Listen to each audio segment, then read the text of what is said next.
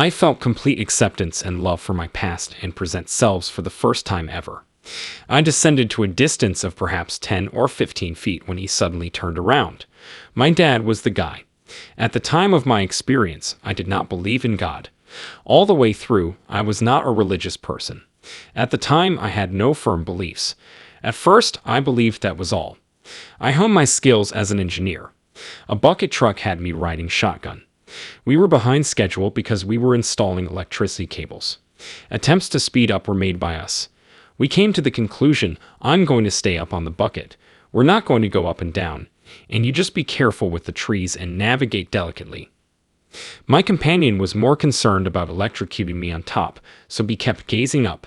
As a result, he accidentally bumped into a tree. I fractured every rib on my right side when I slammed into the basket. Someone in the ER took me. My ribs weren't healing correctly, so that was a problem. The nurse told me, "Here, if you need anything, push this button." While I was waiting in the emergency room, I found it very difficult to breathe as I sat on the bed. Pushing the button was something I considered doing at one point.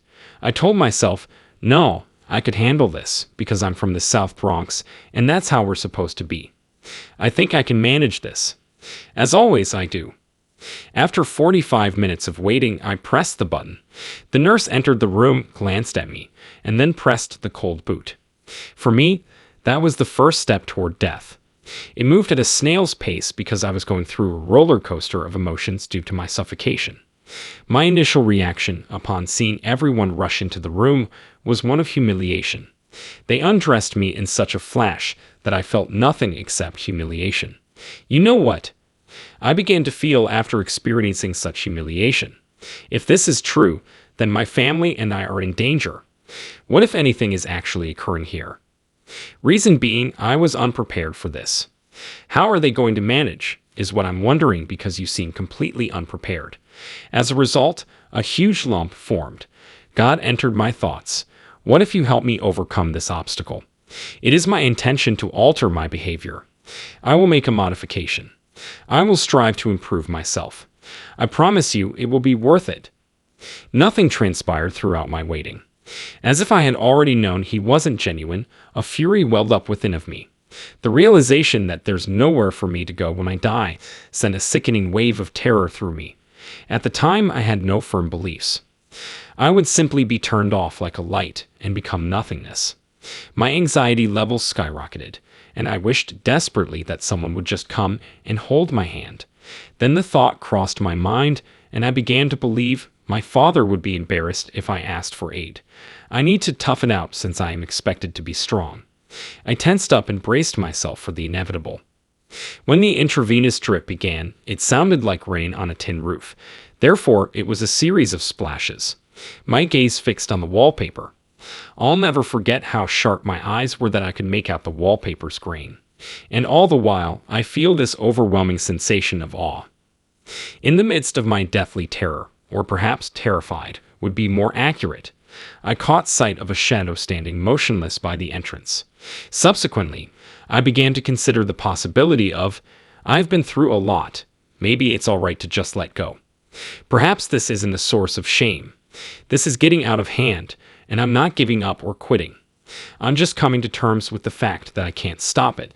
No matter what I do, it will continue. I kind of reassured them, it's all right. Death is an option. The moment I uttered those words or entertained those thoughts, the shadow vanished. All it did was whirl around the room, touching everyone. In my imagination, I felt his fingers gently brush across my toe as he extended it toward me. Feelings of immense relief, relaxation, tranquility, love, and quiet washed over me the moment it made contact with my toe. Plus, I was no longer having trouble breathing. Absolutely ecstatic. Plus, I could feel a nice air caressing my skin. Plus, I imagined it as if my long hair were dancing in the wind since, well, I have long hair. Wow, this is very remarkable. Afterwards, I experienced a gradual lifting sensation that continued until I was in the room's corner, watching the CPR team's heroic efforts to preserve my life. I glanced over at them and noticed that a doctor was standing over me, relentlessly pumping. Additionally, her expression betrayed a great deal of anxiety. My reaction was, that's me. When I examined my reflection, Furthermore, I have passed away. Who am I, though, if that's the real me? Surprisingly, this was the initial idea that crossed my mind. Imagine your body as an old automobile that's got 5 million miles on it and can't be fixed anymore. That's what this voice next to me was trying to tell me. Therefore, it is time to bid farewell to your physical form. My mind raced with the thought, wow, I just basically said it was all right to die, and now I'm standing here. It's as if I physically exist, you know? I have no idea what my physical appearance is like and what shape I'm in, but I am aware that I am existing in some way. Something incredibly bizarre transpired, and now I examined my own reflection. I felt complete acceptance and love for my past and present selves for the first time ever. I am eternally thankful to that physical form for allowing me to experience all that I did. To pause for a moment and declare, I am not flawed, is something I believe we do infrequently. I am exactly how I am expected to be, because human beings are inherently self-critical. Nothing excellent about us ever gets fully appreciated. And then I began to recall these seemingly insignificant details from my daily life.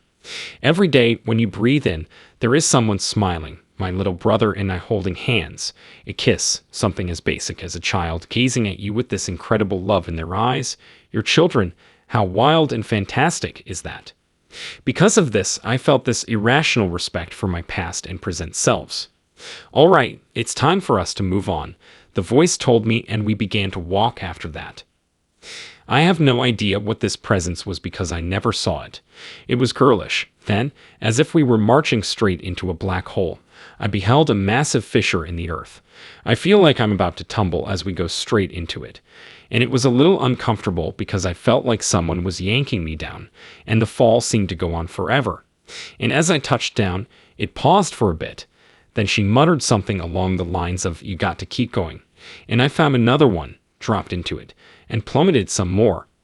Plus, I could feel it yanking my belongings from my body. As soon as I descended, my eyes were greeted with a kaleidoscope of vibrant hues. The colors seemed to be alive, and I was immediately captivated by them. When I passed away, I thought I would meet no one and transform into nothing. Some previously incomprehensible things are starting to make sense to me. The color seemed to be speaking to me as if it were a sentient, breathing thing. Plus, it seemed like chatter since there were millions of voices chatting to me at once, but there was some degree of understanding going on that I couldn't quite make out. Suddenly, they parted, and I beheld a breathtaking woodland. Because I was born and raised in New York City, I found it particularly impressive when I looked out over the mountains and noticed the dark, contrasty shadows cast by the clouds, as well as the free-running herds of wild animals. Beyond that, I realized I was kind of lingering. Suddenly, I was aware that I was in the air as I beheld a breathtaking panorama, looked up, and saw the mountain. "Wow, I'm actually flying," I said. Suddenly, I heard someone say, "That's normal here." The only part of my transition that was somewhat unpleasant was thinking about my children. What will become of my children? I cried out.